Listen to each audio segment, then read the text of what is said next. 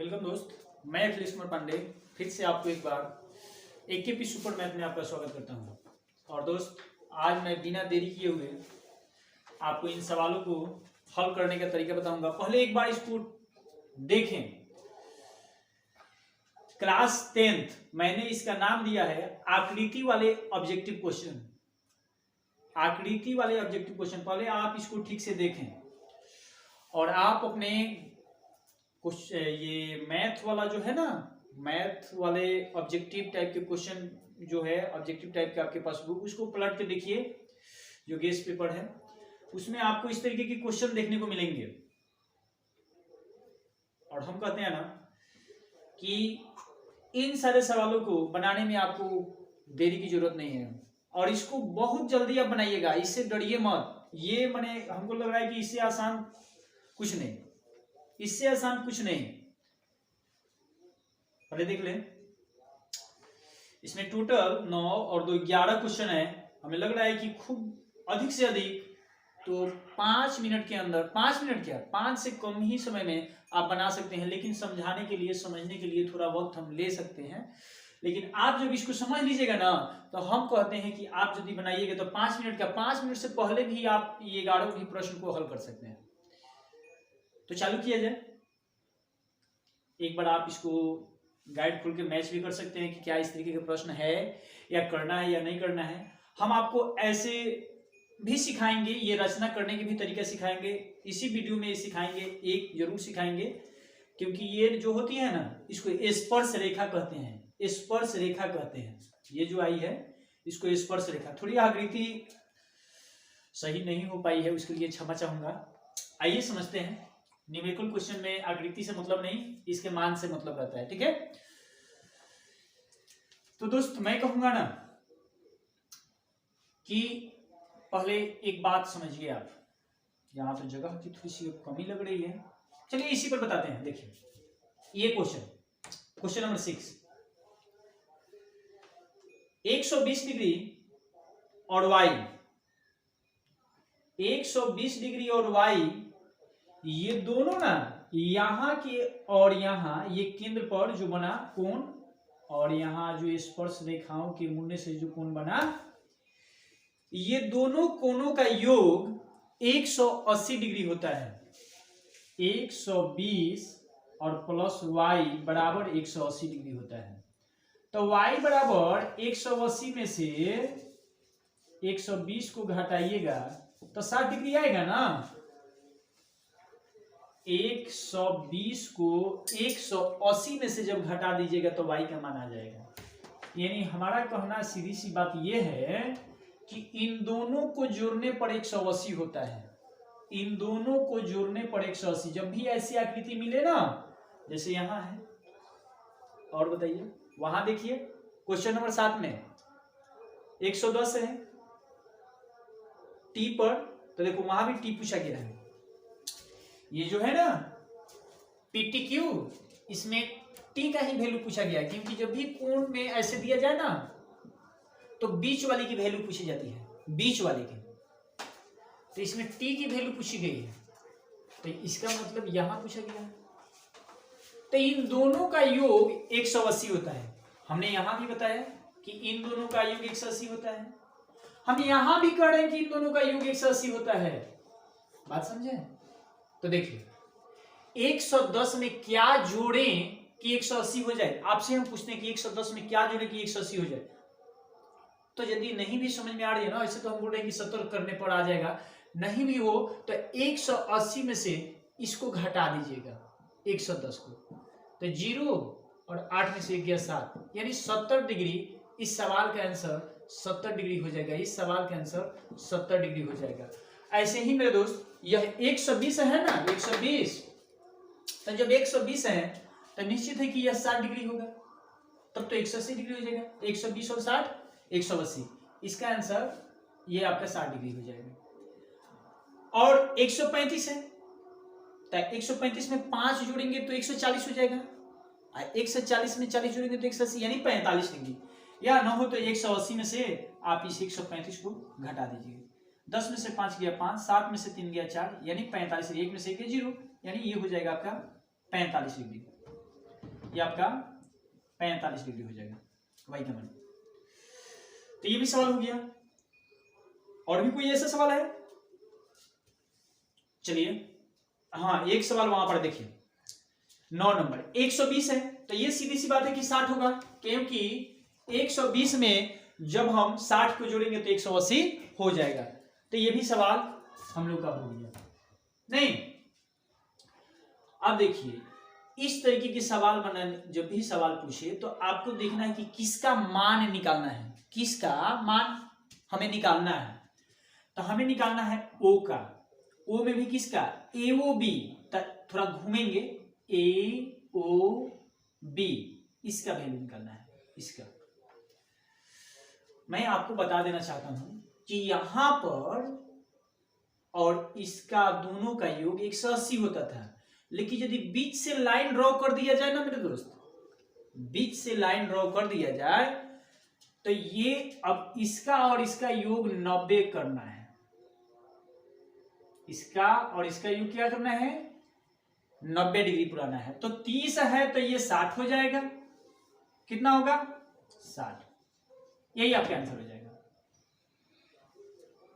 वैसे भी प्रूफ करने के लिए 30 ये है तो 30 ये भी होगा, तो बताओ मेरे दोस्त 60 हो गया ना। तो जब 60 हो गया तो 120 पुराना है, 60 है तो 60 ये भी होगा, तो 60 60 120 और 60 180 हो गया कि नहीं हो गया। तो जब यहाँ 30 है ना तो यहाँ 60 होगा, क्योंकि इन दोनों का योगफल 90 होता है। ऐसे ही बताओ मेरे दोस्त, यह 15 डिग्री है और यहाँ पूछा है x का मान पूछा है, x का मान पूछा है, तो 90 में से 15 को घटाना दो, 10 में से 5 गया 5 और 8 में से 1 चला जाएगा तो 7, यानी 75 डिग्री इसका आंसर हो जाएगा, 75 डिग्री इसका आंसर हो जाएगा। ये बन ही गया। अब रही सवाल ये वाला, पहले उसको देखते हैं 30 डिग्री, 8 नंबर क्वेश्चन को देखते हैं।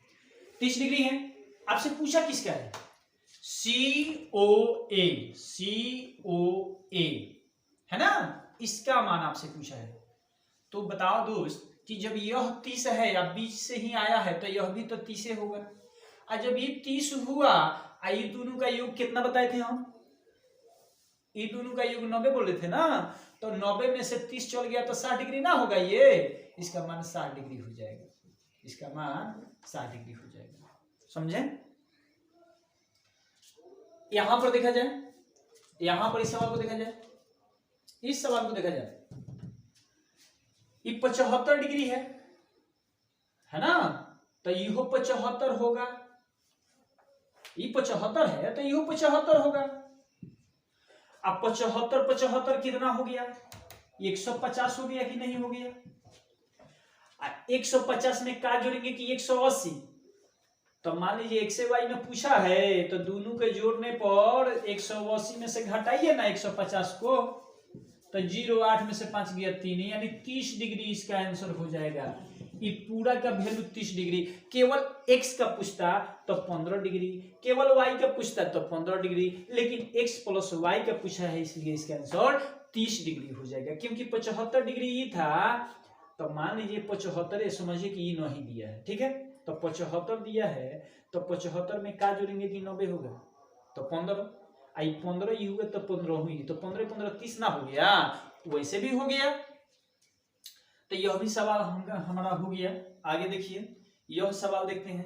तो 35 दिया है, ये आपसे x का पूछा है, तो बताओ मेरे दोस्त कि यदि आप 90 में से 35 को घटा दीजिएगा तो इसका मान ना निकल जाएगा। अरे अभी बाकी नहीं है, ऐसे वाला ना अभी बाकी है, समझे, ये छोड़ दिया है, इसको ये छोड़ दिया है, तो छोड़ा है तो उससे क्या दे, उससे क्या हमको मतलब है ना, हमारा तो मतलब यही से ना है। तो 35 है तो 90 में से घटाएंगे 35 को, 90 में से 35 को घटाएंगे, 10 में से 5 गया 5, 8 में से 3 गया 5, 55 डिग्री इसका आंसर हो जाएगा, 55 डिग्री इसका आंसर हो जाएगा। आइए अब देखते हैं इस प्रकार के सवाल। ये 1 2 ही सवाल है इस तरीके का, हम देखते हैं वही 2 सवाल देखते हैं। 90 डिग्री है, मान लीजिए इसका नाम भी कुछ दे देगा, ए, यहाँ बी दे दिया, यहाँ ओ दे दिया, केंद्र को ओ से डिनोट किया जाता है। अब पूछा गया आपसे त्रिज्या,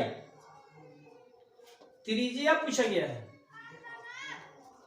तो त्रिज्या निकालने के लिए आप देखिए तो त्रिज्या कौन हो रहा है, त्रिज्या इसको बोलते हैं, इसको केंद्र से परिधि पर कोई भी लाइन सीधी आई हो इसको त्रिज्या, यही त्रिज्या है, ये वाला त्रिज्या है। और बड़ी वाली जो भुजा होती है ना, यदि मान लीजिए कि तो 90 डिग्री का त्रिभुज हो गया, 90 डिग्री का त्रिभुज हुआ ना, यानी समकोण त्रिभुज। ऐसे त्रिभुज जिसका एक कोण 90 डिग्री का हो उसे समकोण त्रिभुज कहते हैं। तो ये समकोण त्रिभुज हो गया, तो समकोण त्रिभुज इसको फिलहाल हम मिटा रहे हैं।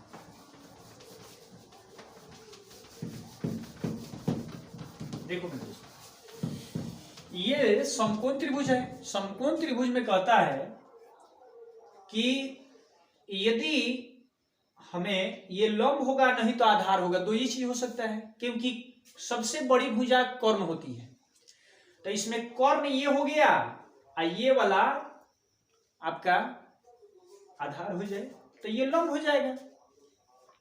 वैसे भी ना, जब भी त्रिज्या के देखिए, इसमें भी त्रिज्या पूछा गया है, इसमें भी त्रिज्या पूछा गया, देखिए यहां त्रिज्या यहां भी त्रिज्या। इसका नाम ऐसे नहीं, देखिए कभी आपको ये भी पूछ सकता है कि कोण बी नहीं, हाँ बी ओ ए नहीं, ऐसे कोण नहीं, त्रिज्या को कोण थोड़ी बोलेंगे, बोलेगा ओबी की लंबाई, ओबी बराबर वाट, ऐसे बोला जा सकता है, यानी ओबी त्रिज्या है। लेकिन जानते हैं अक्सर हमने 3-4 क्वेश्चन देखा, उसमें क्वेश्चन यही डाला गया कि त्रिज्या।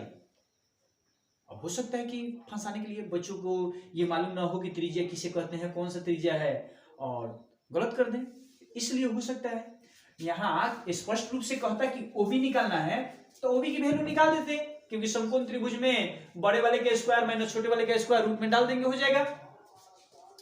तो देखिए त्रिज्या निकालने के लिए आप यही तरीका अपनाइएगा कि रूट दे के, समझे, और बड़े वाले के स्क्वायर में से छोटे वाले स्क्वायर को घटा दीजिए, 10 का स्क्वायर माइनस 6 का स्क्वायर। तो जब 10 का स्क्वायर कीजिएगा तो 100 आएगा, और 6 का स्क्वायर कीजिएगा तो 36 आएगा। रूट में 100 में से अब 36 घटाएंगे तो 10 में से 6 गया 4, और 9 में से 3 गया 6, और 64 का वर्गमूल जो होता है वह 8 होता है, तो इसलिए इसका 8 सेंटीमीटर, इस सवाल का आंसर 8 सेंटीमीटर हो जाएगा। समझ में आया? आइए देखते हैं ये वाले प्रश्न, इस प्रश्न को देखते हैं। इसमें भी आपसे बोला गया है कि त्रिज्या क्या होगी, यही बात पूछा है। इससे ये 90 डिग्री का मतलब क्या, 90 डिग्री का मतलब समकोण त्रिभुज ना। तो बड़ी वाली भुजा 10 हुई, रूट में हमने क्या किया कि 10 का स्क्वायर कर दिया, माइनस छोटी वाला भुजा 8 हुई, 8 का स्क्वायर कर दिया, 10 का स्क्वायर किया तो 100 आया, 8 का स्क्वायर किया तो 64 आया, रूट में 10 में से गया तो 6, और 9 में से 6 गया तो 3, अरे भाई 100 में से 64 जाएगा 36 होगा, और 36 का वर्गमूल निकालेंगे तो 6, यही 6 सेंटीमीटर इस सवाल के लिए इसकी त्रिज्या 6 सेंटीमीटर हो जाएगी। और इस प्रकार से हमारे ये आकृति वाले ऑब्जेक्टिव क्वेश्चन पूरे हुए।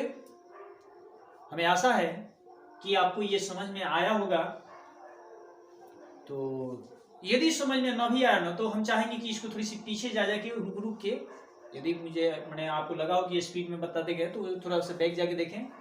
और मुझे आशा है कि इस तरीके के 1-2 प्रश्न जरूर आपके पेपर में छपेंगे, एकदम बिल्कुल ऑब्जेक्टिव टाइप के क्वेश्चन में ये क्वेश्चन आएंगे। आप इसको अच्छे से समझकर और तैयार रखें ताकि पेपर में आने के बाद आप नर्वस ना हो। आइए एक सवाल हम आपको ज्यामिति रचना के तहत बताते हैं।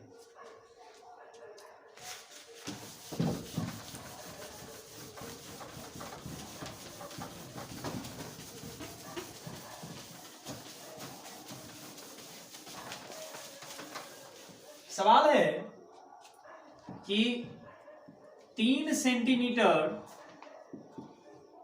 त्रिज्या वाले वृत्त, 3 सेंटीमीटर त्रिज्या वाले वृत्त के केंद्र से 5 सेंटीमीटर दूर किसी बिंदु से वृत्त पर स्पर्श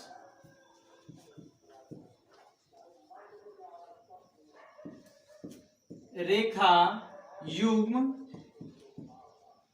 खींचे। सवाल आपका ये है, स्पर्श रेखा खींचना है, युग्म माने कि जोड़ा यानी दो, कम से कम दो। तो स्पर्श रेखा खींचना है कितने सेंटीमीटर वृत्त पर? तो बातें बोली गई 3 सेंटीमीटर। अपने कंपास को 3 सेंटीमीटर फैला लो मेरे दोस्त, और इसको 3 सेंटीमीटर से ऐसे गोल कर लो, यहां से ऐसे पकड़ के 3 सेंटीमीटर पर हो गया। इसको ऐसे 3 सेंटीमीटर लिख भी दो मेरे दोस्त, लिख दिया। बोला कि केंद्र से 5 सेंटीमीटर, यहां से ना इसको 5 सेंटीमीटर फैलाना, यानी 2 सेंटीमीटर और फैलेगा, 5 सेंटीमीटर हो गया। अब रही कि यहां से स्पर्श रेखा किसकी है?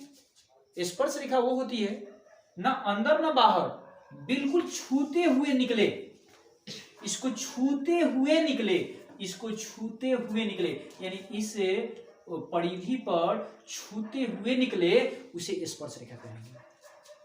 बातें समझ में आई? तो आइए अब देखते हैं कि कैसे इसको ड्रॉ करेंगे।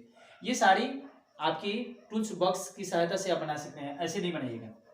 देखिए, हमने बोला कि सबसे पहले 3 सेंटीमीटर की गोल वृत्त बना लीजिए।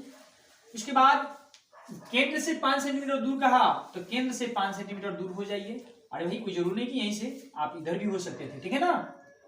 इसके बाद अब आपको करना यह है कि इसको लमसम द्विभाजित करना है, यानी इसको 2 भागों में बांटना है, ठीक है।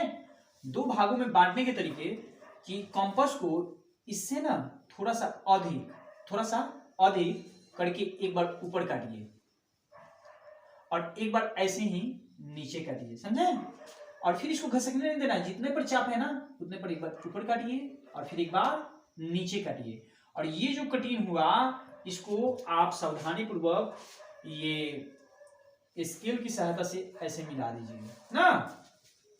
ये आपके बीचों बीच होगा, ये जितना होगा ना उतना ही ये भी होगा।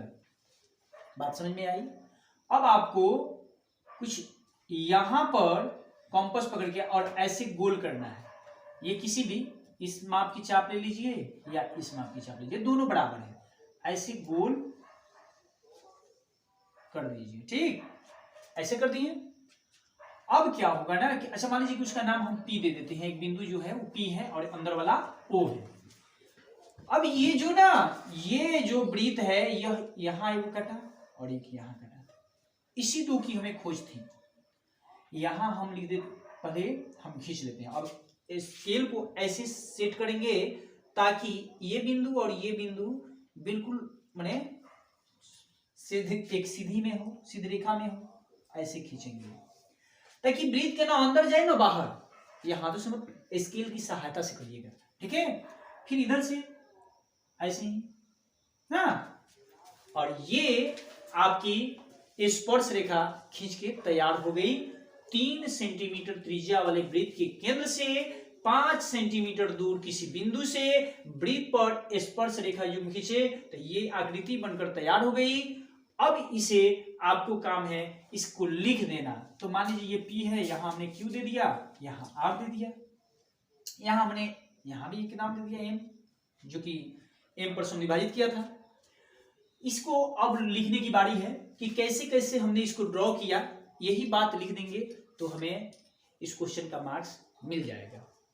तो हमें आशा है कि आपको ये सारी बातें समझ में आ गई होगी।